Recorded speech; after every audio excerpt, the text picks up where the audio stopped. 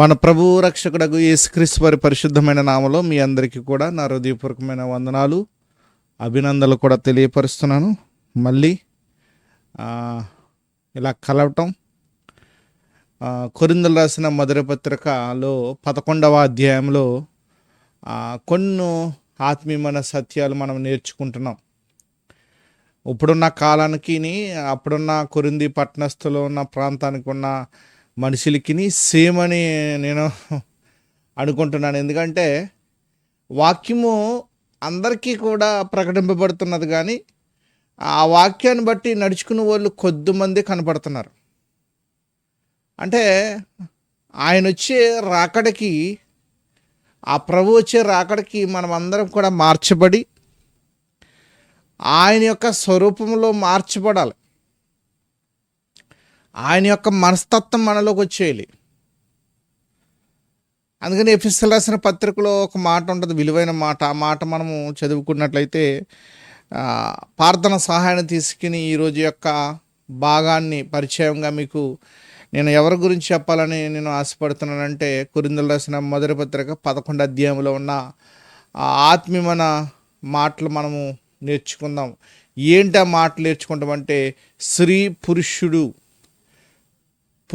స్త్రీ వాళ్ళు ఎలా ఉండాలి, వాళ్ళ ప్రవర్తన విషయంలో ఎలా ఉండాలి, ఒకవేళ భార్య భర్తలు అయితే వాళ్ళు దేవుని పట్ల ఎలా ఉండాలి, దేవుని ఎలా మహిమపరచాలి, దేవుని ఎలా మహిమపరిచి అనేకుల్ని ఎలాగా క్రీస్తులోకి నడిపించాలి, అలాగే సంఘంలో ఎలా ఉండాలని ప్రవర్తన.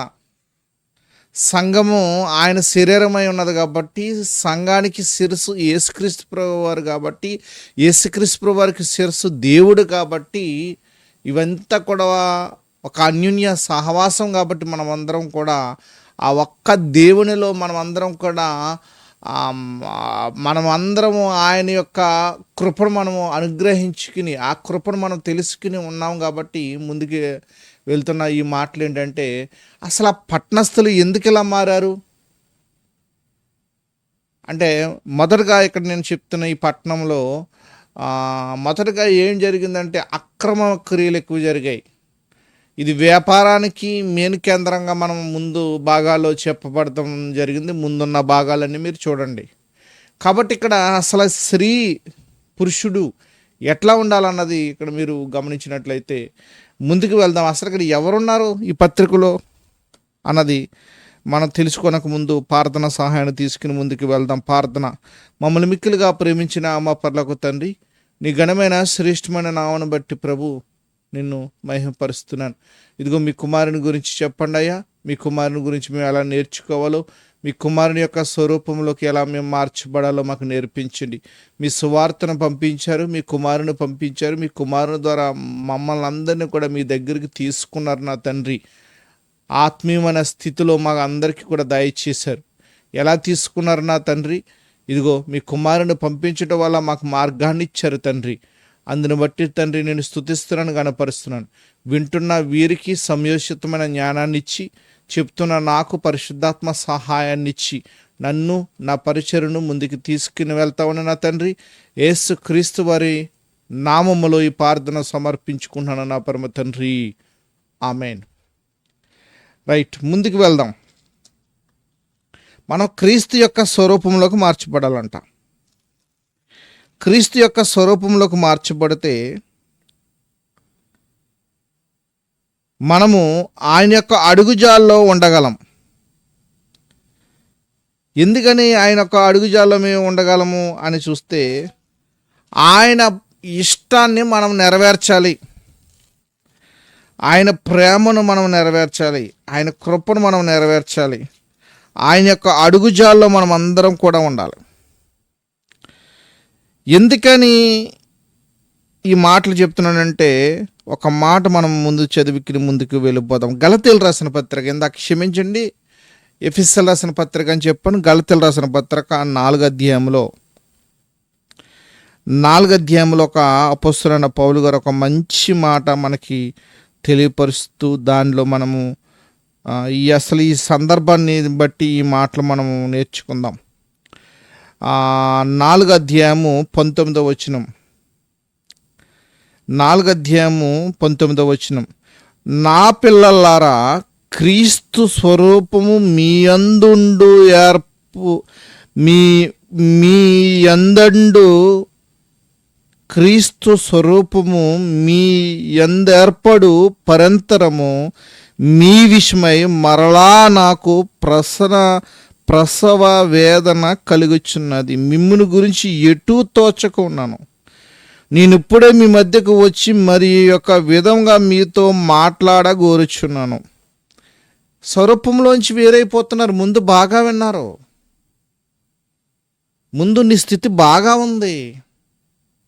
తుదుకు నీ స్థితి కడపటి వారు మొదటి వారు అయిపోతున్నారు, మొదటి వారు కడపటి వారు అయిపోతున్నారు.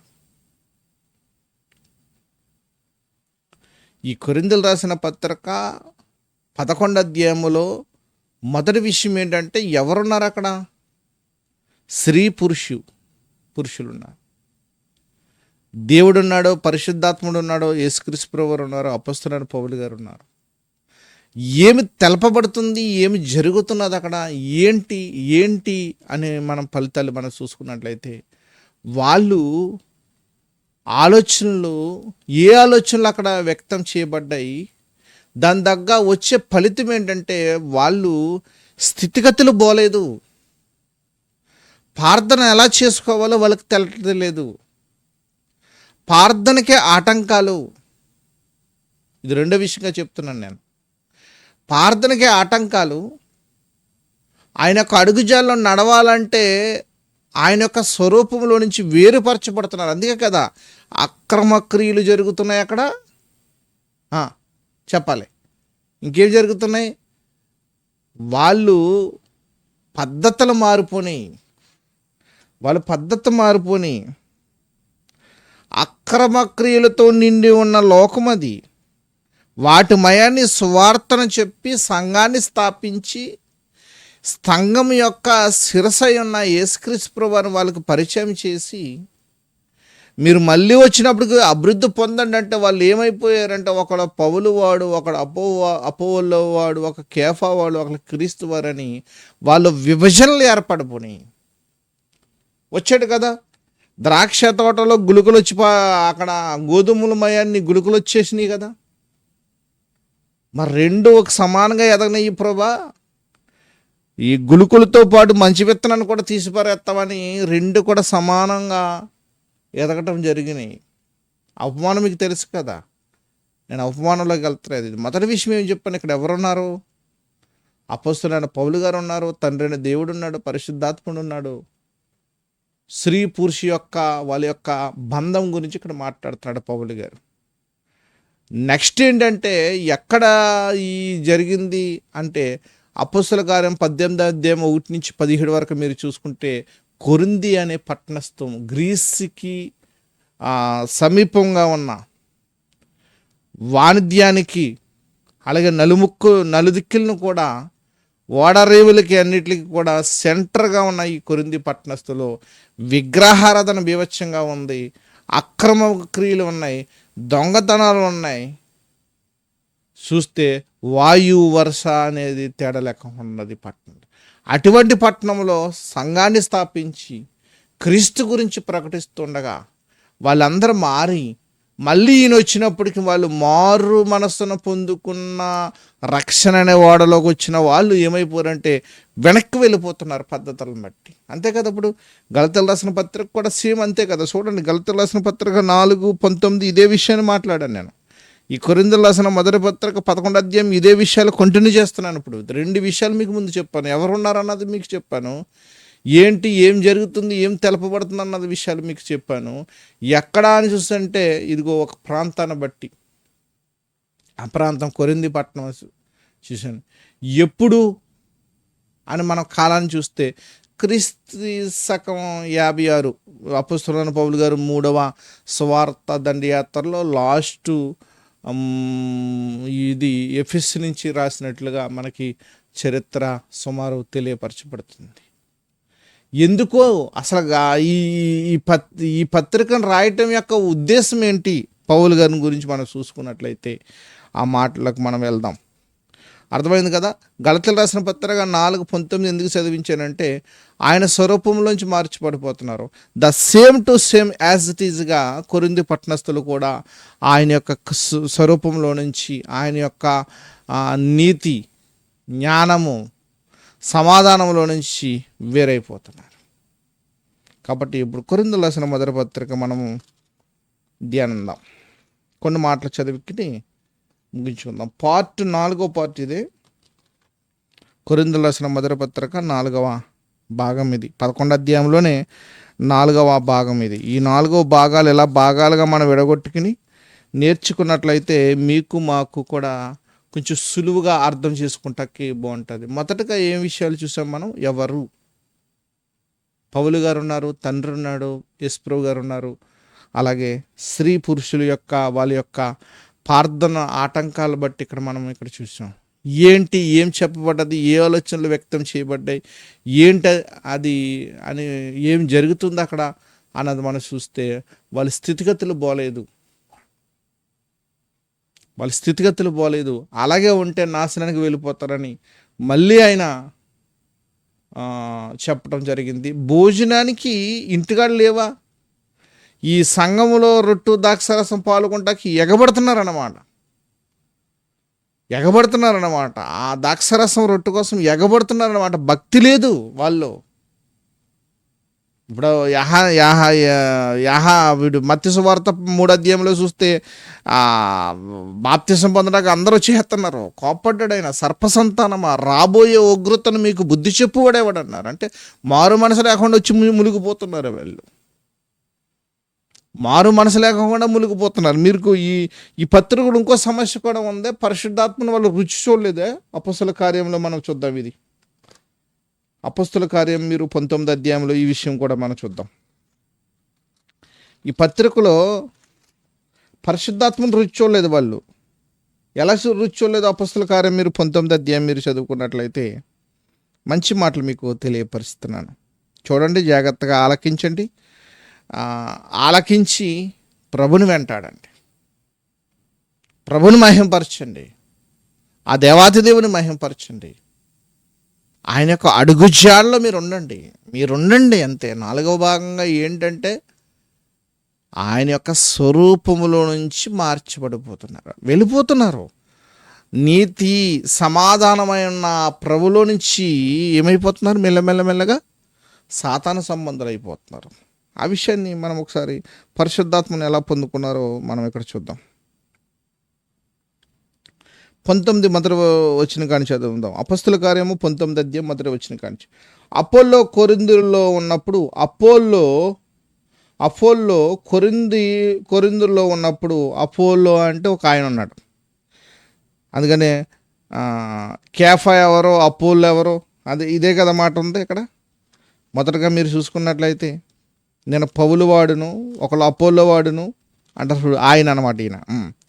కొరింథీలో ఉన్నప్పుడు జరిగినది ఏమనగా, పౌలు పై ప్రదేశంలో సంచరించి ఎఫెసుకు వచ్చి కొందరు శిశువులు చూచి, మీరు విశ్వసించినప్పుడు పరిశుద్ధాత్మను పొందుతురా అని వారిని అడగగా, వారు పరిశుద్ధాత్మ ఉన్నాడన్న సంగతి మేము వినలేదు అని చెప్పారు. అప్పుడు అలాగైతే మీరు దేని బట్టి బాప్తిసం పొందుతురని అడగగా, వారు యోహాను బాప్తిసం బట్టి అని చెప్పారు. అందుకు పౌలు, యోహాను తన వెనక వచ్చిన వాని యందు అనగా యేసునందు విశ్వాసం ఉంచవాలని ప్రజలతో చెప్పుచు మారు మనసు విషయమై బాప్తిసం ఇచ్చినని చెప్పును. వారు ఆ మాటలు విని ప్రభువైన యేసు నామమున బాప్తిసం పొందిరి. తర్వాత పౌలు వారి మీద చేతులుంచగా పరిశుద్ధాత్మ వారి మీదకి దిగి వచ్చును. అప్పుడు వారు భాషలతో మాట్లాడును, ప్రవచింపును మొదలుపెట్టిరి. వారందరూ ఇంచుమించు 12 పురుషులు అంటే. మీరు గుర్తుపెట్టుకోవాలి, ఇదొక సమస్య కూడా మనము ఈ పత్రిక నుంచి మనం అర్థం చేసుకోవచ్చు. అసలు ఈ పత్రిక యొక్క ఉద్దేశం ఏంటి? ముగించుకుందాం. ఈ పత్రిక యొక్క ఉద్దేశం ఏంటంటే, పురుషుడు ప్రకారంగా ఉండలేదు, స్త్రీ ప్రకారంగా ఉండలేదు. ఇద్దరు కలిపి దేవుని మహిమపరచాలి.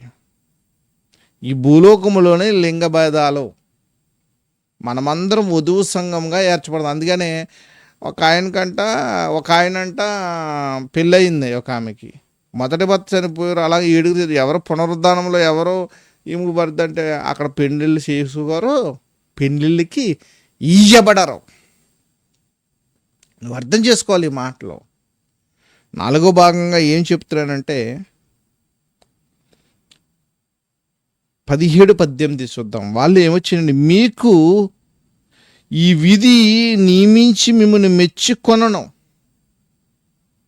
మీరు కూడి వచ్చుట ఎక్కువ కీడికే కానీ ఎక్కువ మేలుకు కాదు. ఎలా వస్తున్నారు? ఆకలేసి వచ్చేస్తున్నారు. భక్తి లేదు, కడుపు మంట లేదు, ఆత్మ యొక్క మంట లేదు, నేను దేవుని రాజ్యానికి వారసుని అవ్వాలనేది లేదు. అదే ఎందుకనే ధనవంతుడు సూది బెజ్జంలో దూరుడు కంటే సూది బెద్దములో ఒంటు దూరటం అంత కష్టతరం అంటే, ధనవంతుడు రాజ్యంలోకి రావాలంటే, ఆయన సువార్తలకు రావాలంటే, ఆయన సువార్తను ప్రకటించాలంటే పశ్చాత్తాపడాలి. పశ్చాత్తాపడితేనే ఇలా సువార్తను ప్రకటించడానికి దేవుడు పిలుచుకుంటాడు. ఆ పిలుపు మేరకు మనం ఉండాలి. రోమపత్రిక 12వ అధ్యాయం మొదటి నుంచి మీరు చదవండి. 2వ కొరింథీయులకు రాసిన పత్రిక 7వ అధ్యాయం మొదటి నుంచి మీరు చదవండి. ఆత్మకు కలిగిన కల్మషం కడుక్కోవాలి. వీళ్ళు ఏం చేశారంటే వేరైపోతున్నారు. వాళ్ళ యొక్క లక్షణాలు ఇతరుల మీద కూడా సంభవించనాయేమని భయపడి ఆయన ఉత్తరం రాయటం జరిగింది. ఈ ఉత్తరములో 11వ అధ్యాయంలో 17-18 4వ భాగంగా చూసుకుని మనం ముగించుకుందాం. 18 మొదటి సంగతి ఏమనగా, మీరు సంఘమందు కూడినప్పుడు మీలో కక్షల కలవని వినుచున్నాను, కొంత మట్టుకు ఇది నిజమని నమ్ముచున్నాను. 19 మీలో యోగ్యులైన వారు ఎవరో కనబడినట్లు మీలో భిన్నాభిప్రాయం ఉండక విధి లేదు. మీరందరూ కూడి వచ్చి చుండగా మీరు ప్రభు రాత్రి భోజనం చేయటం సాధ్యం కాదు. ఎలానగా మీరు ఆ భోజనము చేయనప్పుడు ఒకనికంటే ఒకడు ముందుగా తన మట్టుకు తాను భోజనము చేయుచున్నాడు. ఇందువల్ల ఒకడు ఆకలి గొన్ను, ఒకడు మరొకడు మత్తుడవును. అంటే ఇదేమి అంటే పస్తుంటాడు. అన్నపానములు పుచ్చుకుంటకు మీకు ఇల్లు లేవా? దేవుని సంఘం తిరస్కరించి పేదలను సిగ్గుపరచుదురా? మీతో ఏమి చెప్పుదును? దేని గురించి మీతో మెచ్చను అని ఆయన కింద భాగాల్లోకి వెళ్ళిపోతున్నాడు. ఈ కింద భాగాలు 5వ పార్ట్గా మనం చూద్దాం. సమస్య ఏంటంటే, ప్రభులో నుంచి ఎప్పుడైతే మనం దూరంగా వెళ్ళిపోతామో అప్పుడు మనకి సమస్యలు వెంటాడతాయి. ప్రభులో ఉన్నంతసేపు సమస్యలు వస్తాయి, కానీ అవన్నీ కూడా ఆయన కాలి కిందేసి తొక్కిలాగా మనల్ని తయారు చేస్తాడు దేవుడు. మనల్ని అభిషేకిస్తాడు దేవుడు, మనల్ని. అట్టి కృపను మనము ఎప్పుడు విడిచిపెట్టకూడదండి.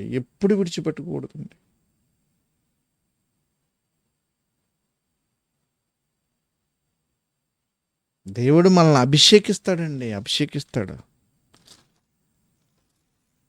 కాబట్టి మనము ఆయన యొక్క అడుగుజాల్లోనే నడవాలి, ఆయన యొక్క కృప కిందే మనం నడవాలి. ఈ పత్రిక ఏం చెలచుపడుతుంది అని 2వ పత్రిక, కొరింథీయులకు రాసిన పత్రిక 2వ పత్రికలో 21వ వచనం, మీతో కూడా క్రీస్తునందు నిలిచినట్లుగా. 1వ అధ్యాయం 2వ కొరింథీయులకు రాసిన పత్రిక 20వ వచనం కానీ చెప్తాను. దేవుని వాగ్దానములు ఎన్నైనను అవన్నీ క్రీస్తునందు అవునట్టుగానే ఉన్నవి గనుక మన ద్వారా దేవునికి మహిమ కలుగుటకు అవి ఆయన వల్ల నిశ్చలమై ఉన్నవి. మీతో కూడా క్రీస్తునందు నిలిచినట్లుగా మమ్మును స్థిరపరిచి అభిషేకించిన వాడు దేవుడే. ఆయన మనకు ముద్ర వేసి మన హృదయములో మనకు పరిశుద్ధాత్మ అనే చంచి కరువును అనుగ్రహించి ఉన్నాడు. మనమందరము ఆత్మను పొందుకుని ఉన్నాము. ఆత్మ ప్రకారంగా ఒకరు భిన్నాభిప్రాయాలు పెట్టుకోకుండా, కక్షలు పెట్టుకోకుండా సాత్వికమైన మనసుతో మనం ముందుకు వెళ్ళాలి. అట్టి కృప దేవుడు మీకు మనందరికీ దయచేయను గాక. మీరు మీ కుటుంబాలు వర్ధిల్లును గాక. Thank you. వాళ్ళందరికీ వందనాలండి. Thank you.